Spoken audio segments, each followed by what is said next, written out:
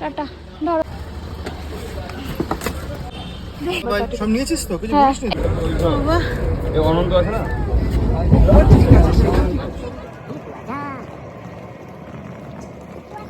আমরা পৌঁছে গেছি। কালকে দিদির বিয়ে, গিয়ে আজকে হবে আইবুড়ো ভাত।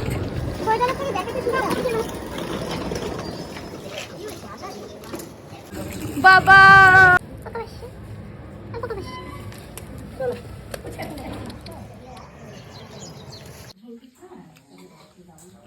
যাবো, আশীর্বাদ করে যাও।